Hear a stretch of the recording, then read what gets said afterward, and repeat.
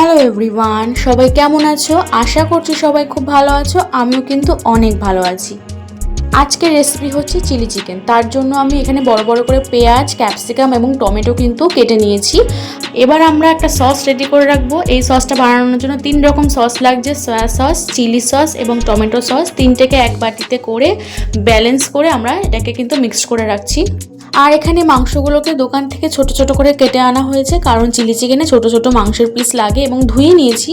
এর মধ্যে আমি এখন অ্যাড করছি হচ্ছে কর্নফ্লাওয়ার।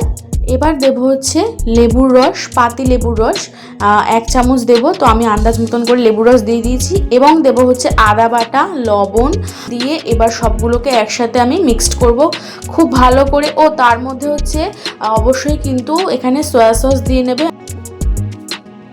এর মধ্যে কিন্তু সয়া সস এবং ডিমও অ্যাড করেছিলাম, একটা গোটা ডিম ফেটিয়ে এর মধ্যে দেবে। আর হচ্ছে ভালো করে মিক্সড করে রাখবে, 30 মিনিটের মতন রাখবে। আমার কাছে অত সময় ছিল না বলে আমি 15 মিনিটের মতন রেখেছিলাম রেস্টে রাখার পর। ও তার মধ্যে হচ্ছে অবশ্যই গোলমরিচ দেবে, আমি এটাও দিতে ভুলে গেছিলাম। এবং গোলমরিচ দেওয়ার পর এর মধ্যে অবশ্যই মাংসে যেটা লাগে মেন, সেটা হচ্ছে রসুন বাটা। রসুন বাটা বা রসুন কুচোনো যা খুশি দিতে পারো। আর হচ্ছে একটু কুচোনো লঙ্কা দিয়ে দেবে, কাঁচা লঙ্কা। এর মধ্যে তো আমরা চিলি সস দিচ্ছি, আর চিলি সস কিন্তু বেশ ঝাল, তারপরেও আমরা একটু কুচনো লঙ্কা দিলাম, কারণ একটু ঝাল ঝাল হয় ব্যাপারটা। তো যাই হোক, এবার আমি কড়াইতে সাদা তেল বসিয়ে দিয়েছি। একটু গরম হয়ে যাওয়ার পরে মাংসগুলোকে ভালো করে কিন্তু ভেজে নেব। ভাজার মতো হয়ে গেলে সেটা তুলে রেখে এবার আমি সব রকমের সবজিগুলো তেলের মধ্যে কিন্তু দিয়ে দেব। দিয়ে ভালো করে হালকা করে নাড়াচাড়া করব। বেশি ভাজার কোনো দরকার নেই, জাস্ট হালকা করে এপাশ ওপাশ নাড়বো। আর কোনো রকম কিন্তু এখানে কোনো হলুদ অ্যাড করব না, কারণ চিলি চিকেনে কোনো রকম হলুদ কিন্তু দিই না। এবং সব রকমের সবজির মধ্যেও কিন্তু কুচনো পেঁয়াজ দিয়েছি এবং একটু সয়া সস দিয়ে দিলাম। দিয়ে এবার এটাকে ভালো করে হালকা করে নাড়াচাড়া করব।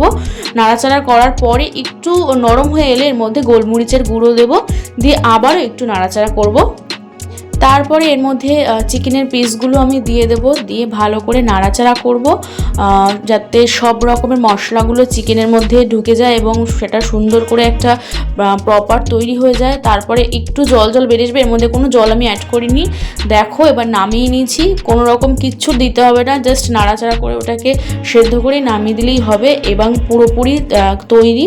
এবং গরম গরম ফ্রাইড রাইসের সাথে এটা তোমরা সার্ভ করতে পারো, খুব সুন্দর লাগে খেতে।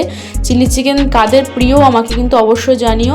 আমার কিন্তু খুব ভালো লাগে। আমি এই ফার্স্ট বাড়িতে তৈরি করেছি নিজের হাতে। এতদিন তো মানে এখানে ওখানেই খেয়েছি, কোনোদিনও ট্রাই করা হয়নি বাড়িতে, এই ফার্স্ট ট্রাই করেছি। তো তোমাদের ভিডিওটা কেমন লাগলো অবশ্যই জানিও। ভালো লাগলে লাইক, কমেন্ট, শেয়ার করে দিও।